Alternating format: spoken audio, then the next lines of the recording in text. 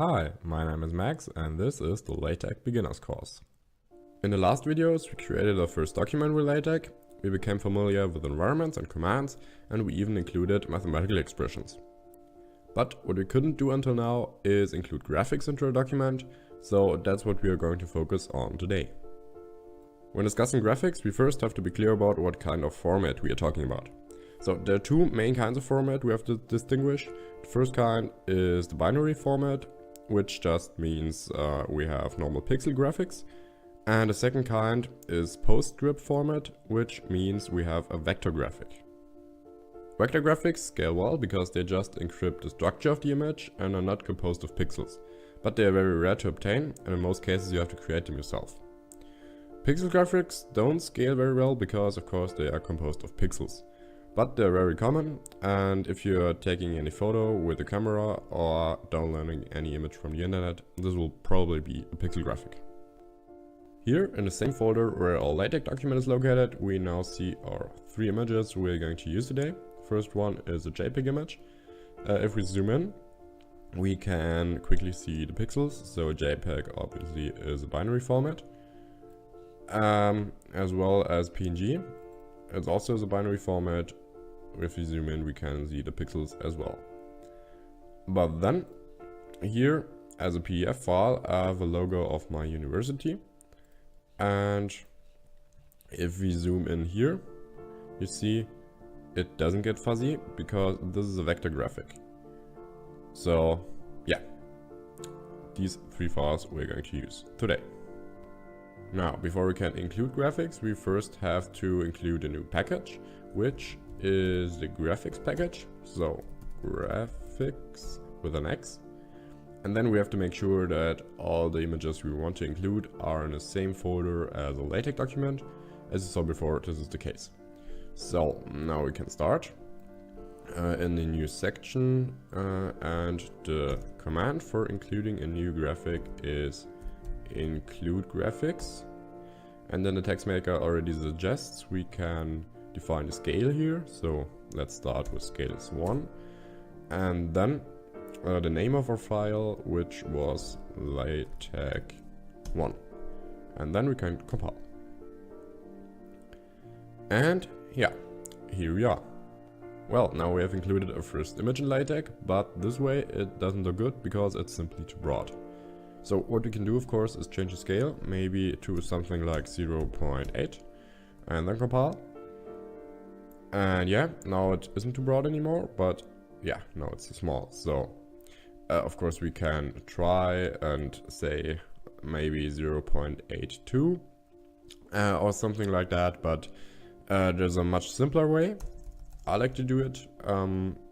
It's just determining the width of the image. So width and then equals 1 / text width. And now the image is exactly as broad as the text.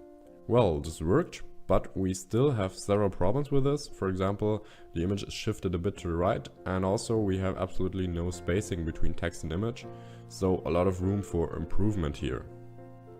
The solution for our problems is the figure environment. So we can just copy this here and then go to the next subsection, and here begin a new figure environment. And then include the include graphics command. And when we compile now, we have the same image and also the same width, but now we have no shift to the right, and also we have proper spacing to the text. But if you take a closer look here, we included this figure between these two paragraphs. So paragraph 1 ends here and paragraph 2 begins. But in the document, it's different. Here paragraph 1 ends and paragraph 2 begins, but the figure is over there. So it isn't between the two paragraphs, but it is on top of the page. So that brings us to another aspect of the figure environment. The figure environment always creates a float, and then LaTeX positions the float where it thinks it fits best, and in most cases this will be the top of the page. If you don't want that, we can use an option here. We can say we want it displayed here, exactly where I placed it. This is an H. And then compile.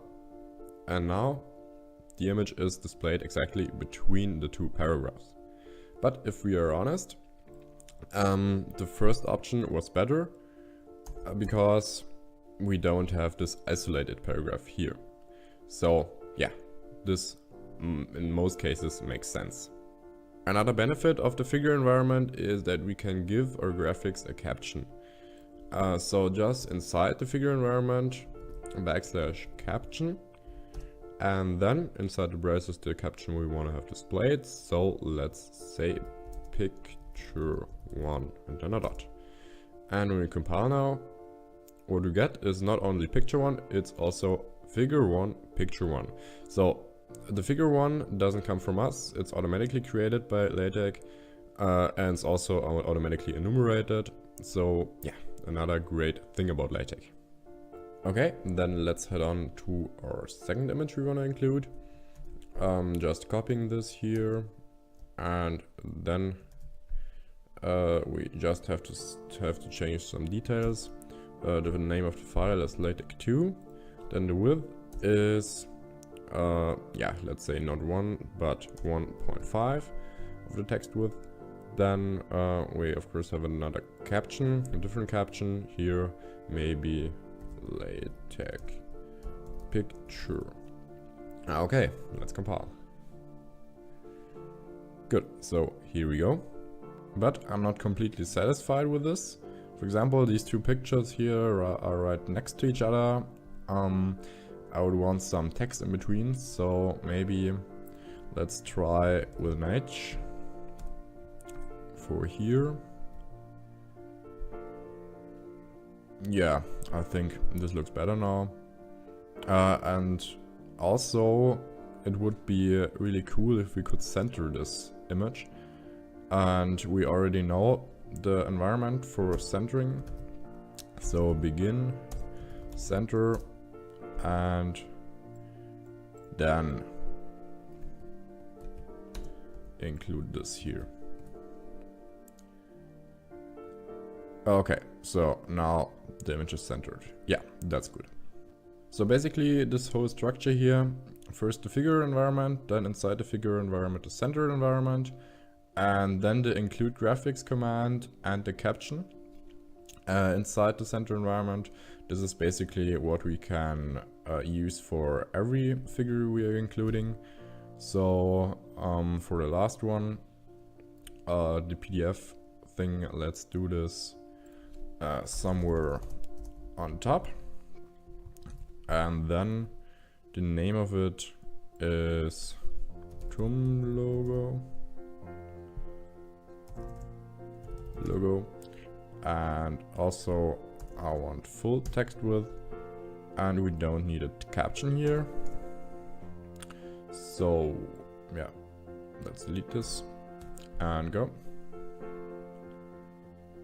Okay, and now this is on the bottom of the page. Yeah, I think this is nice.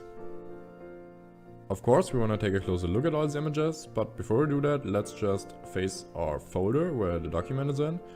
And yeah, it's pretty full right now, and it will only get fuller the more graphics we will include. So what I recommend you to do is to create a separate folder for the graphics. Let's just call it graphics, and then include all the graphics in this folder. So this is just for purposes of organizing. And then if we compile now, it obviously will get us an error message because yeah, now Latex can't find the documents anymore. But we can, where's begin document? Here's begin document. We can include a graphics path before begin document. I already prepared it. It's just graphics path, the command, and then 2 pairs of braces, dot, slash, graphics, slash, and yeah. So dot is the folder where we're in, and then the new folder. And now it should work.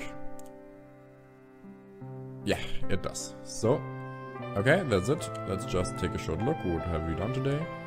So, yeah, this is the PDF file, the vector graphic, exactly what we wanted. Scales pretty well. This is also perfect for printing.